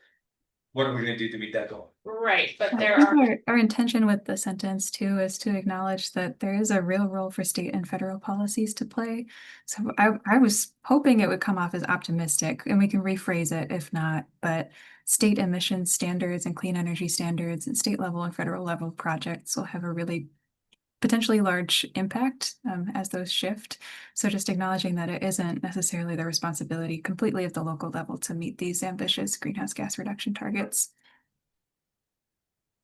And At the I'll just note that section is intended to be separate from the VMT section, so is speaking more broadly about emissions, but we can clarify.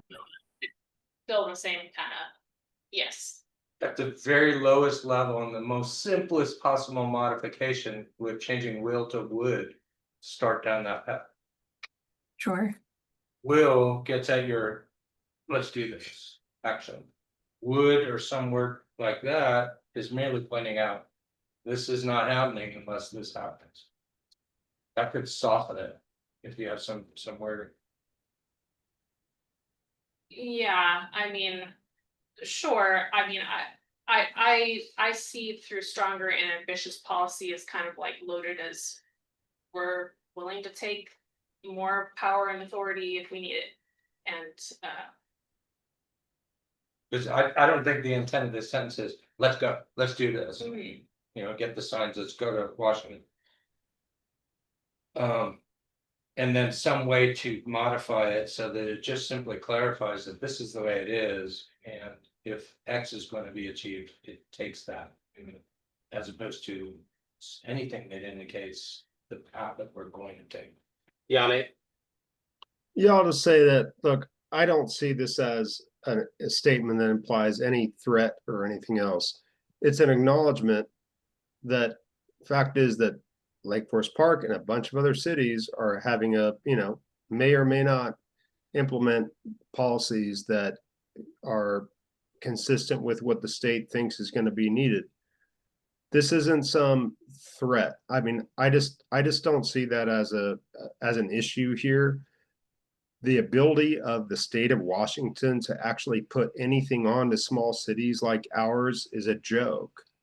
I mean, the fact that they've even said something about housing is a shocker.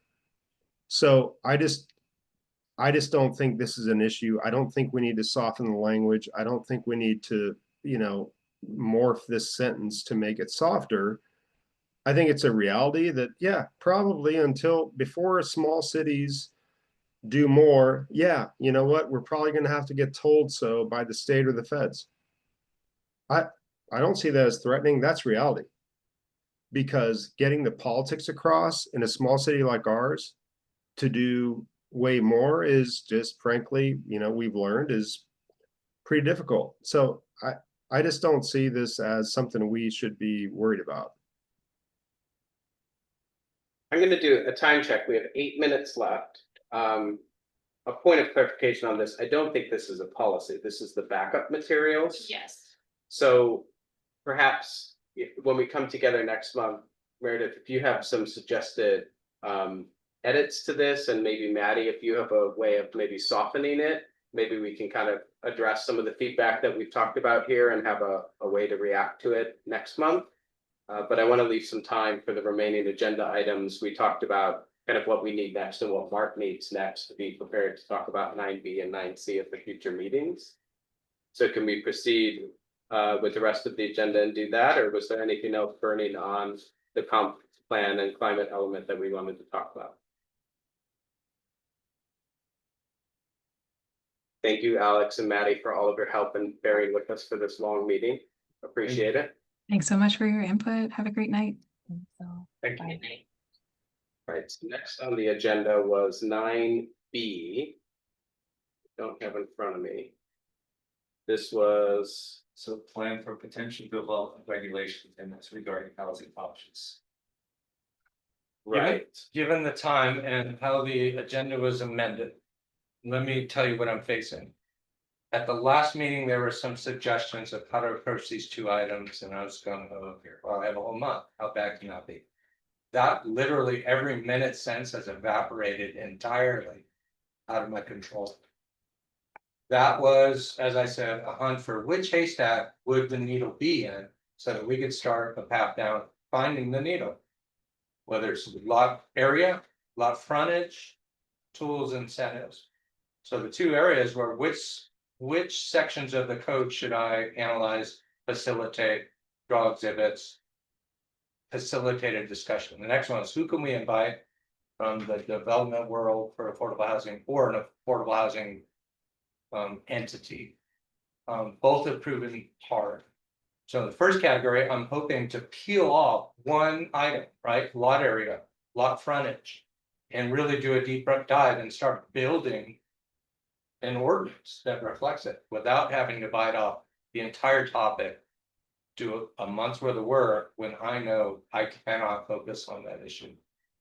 And we don't have time to go into why. My day eats away and I'm working way too many hours. But trust me, when I can't, and I don't have a consultant, so I can't focus enough as a package, so I'm hoping to get some footing by like, which one of those categories can I start for people? And then take that out, because I think I can do it. The second category is whoever I invite here, their first question is, what are the questions? What am I responding to? And the problem I'm having is I can't convey that. Affordable housing, are you willing to show up and talk and answer whatever comes up? Then they worry about, well, what role is this an ongoing conversation? Is there any benefit? And I'm frankly afraid to do that, and I don't have the bandwidth. So I'm wondering if, as I look at 3 targets at like 3 people at one agency or King County Housing, if I have a short kind of version of what you'd be likely to ask or talk about, then my request for them to show a presence is more specific and likely to happen.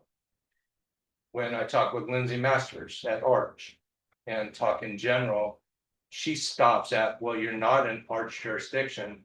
Is this meeting about joining Arch? No, it's just very general. Well, then what is it about? And I don't have anything to tell her. So nobody's bowed out, but I haven't made a specific request for a specific person to come here, and I'm hoping to have them. On the developer side, there's one through Shoreline Chamber of Commerce that does lower level custom homes that is clearly more what's the word, informed about Lake Forest Park character, rules, regulations, but not necessarily affordable housing options. I'm still looking for an entity on that side that does those types of projects at this level. So that's the problem I'm having. And I just want to convey that I don't see this fall having a big chunk of time to take on something large. There will be other items, vacancies, public works issues, council items. And so I don't want to keep booting this from month to month. We started this where we're at tonight, we started at the last meeting. And Yanni, you have an email, so I have some ideas, but I'm wondering which one you would prefer that I can start something. So on the development regulations specifically? The 3 clear options for me are minimum lot area, minimum lot frontage requirement, and consolidation of like formerly known as single family zoning districts. Those 3 are very straightforward. In essence, it would involve me just going into our existing code and saying, what are they? What do they do? What do they require? And then having a conversation with you so that you can add your perspective on the damage they do, or are they fine, or what direction we want to go in. So I think you guys provide that. I would provide the basis. I just want to know where to start. So of those 3, does anybody have a strong preference of which 3 should be focused on first, Yannick? Yeah, I'll just say a few of these I think shouldn't really take a lot of work. Yeah, we would need staff to lay out what the current rule is and so forth. But for example, frontage requirements, really pretty simple to talk about and to lay out. I mean, it's only required in certain ones of our zones. And we've done some analysis already, on what that could mean. To me, that one's not a heavy lift. And I don't mean that in a disrespectful way, Mark. I'm just saying we could knock out this frontage thing, I think, with some good information and a recommendation from the commission and take it to the council. The merging of zones is a little, I mean, my understanding is so far that's really been about really 2 things. We've got these RS 10,000 and we've got the 9,600, which are really an artifact of when Lake Forest Park annexed King County zone properties. So we have these kind of like almost the same zones. To me, I mean, unless I'm missing something, that's more of a cleanup situation. I know that the 10,000s do have some of these frontage requirements. So maybe it's connected to issue 1, but to me, that's, I don't know, that seems kind of like more like an eccentric thing, but it's not actually a big thing to change. Now, minimum lot sizes to me is that's a big deal, because then we would be talking about, are we gonna change zoning in Lake Forest Park?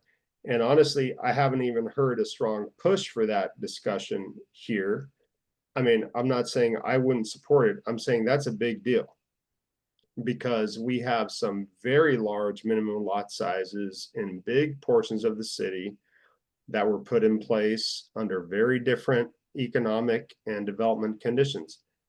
But again, I personally have not pushed for revisiting minimum lot sizes yet. I think that's a heavy lift, Mark. And so I think the commission should understand that that's a heavy lift before we get into that business. I agree. So from Yanni, it sounds like minimum lot frontage would be the area for staff to focus. Easy. I think that one's easy, and I think merging our couple of our, very similar minimum lot size zones is fairly easy with some nuances to clean up. I mean, I'm supportive, Mark, of let's knock out a few things that are kind of easier and then dive into the harder stuff, instead of saying we need an entire work plan to fix everything. Like, let's just start knocking a few things off the list. No, I entirely agree, and that's great feedback, because then I could capture your intent. Now, the one thing I would add is the consolidation of like zoning districts. The first part's easy, the discussion's easy, the intent is easy, but where it gets hard is this actually changes the designation on people's lots. And it's not that it really deprives them or benefits them, it's a change. But they're gonna ask, why are you changing the letters on my zoning? And so it's intensive for staff to do, and that we needed to give it time to bring the public along with us. So any questions, concerns about lot frontage or where to prioritize? And I know we're over time. Maddie?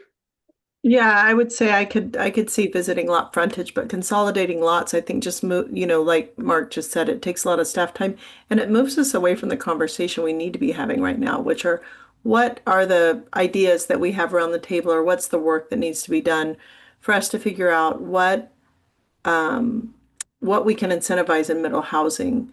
And I think that because we don't have our own discrete expertise or a consultant or anything like that, I think it's going to be up to us to start surfacing some of the things we wonder about. Like, I wonder if this is feasible or if that's feasible. And once we can surface some of our best ideas, then Mark would at least have the types of questions and things that we want to interrogate. Is this a non-starter, or is it a way we could go? So I really see it as trying not to take more of Mark's time, but having us sit down and do the work of coming up with ideas, not policy, not code, but initially ideas for what might be possible.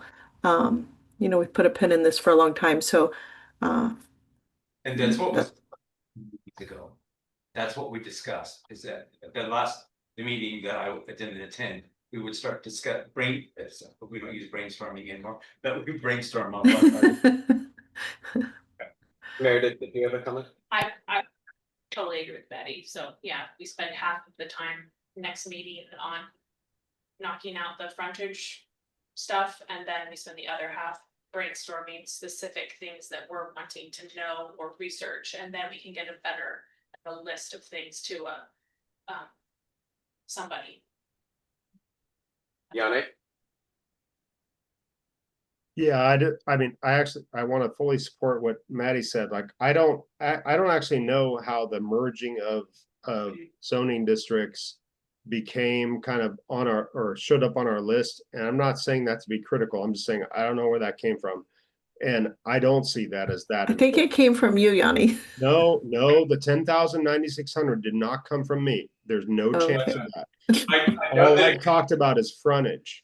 yeah, Okay. I know that came out of What the I conflict talked about is discussion, frontage. but it was solidified once we were at council, and they were very clear. My memory is they were like, why aren't we doing it right now? And I was like, hold on, we're doing the comp plan. So now we're at that point. It may be very simple, but just not quick. Yeah. So my point is, I mean, I'm happy to deal with that. I don't think that's the most important thing.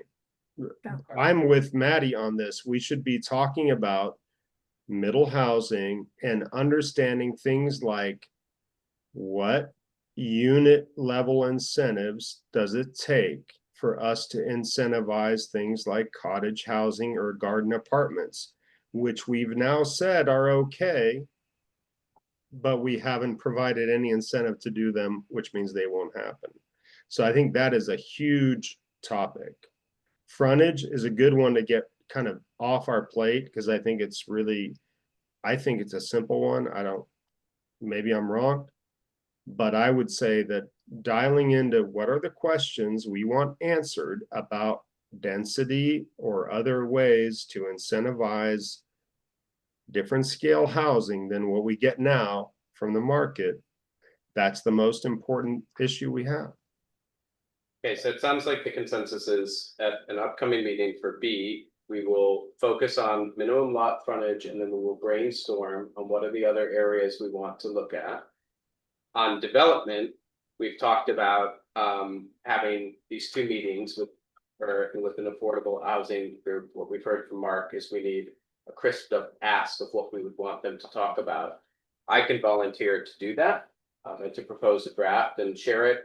If there's one or two other people who want to have a look at it before I send it to Mark, I'm happy to do that. I don't know if we need the whole commission to do that, but I'm happy to prepare a brief little blurb and send to you. Does anybody else want to look at it? I think there's a strength on having a conversation as a whole.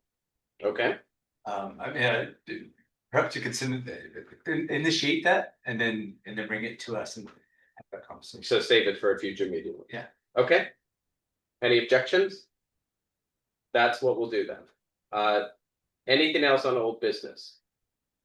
Nothing. New business? No new business. Reports? No reports. No public comments. Agenda for next meeting, we just talked about, we're gonna finish the climate element, and then time permitting, and bandwidth permitting, we'll talk about minimum, lot frontage and brainstorming. And that would put us at a motion to adjourn. So moved. Second, all those in favor? Right. We are adjourned at 9:07. Thank you all. Thank you, Yane. Thank you. The other benefit of that list is that I am not leading the charge of what the purpose is, because I'm the wrong person. Right, we talked about that last month. You need to Yeah. take direction from us on the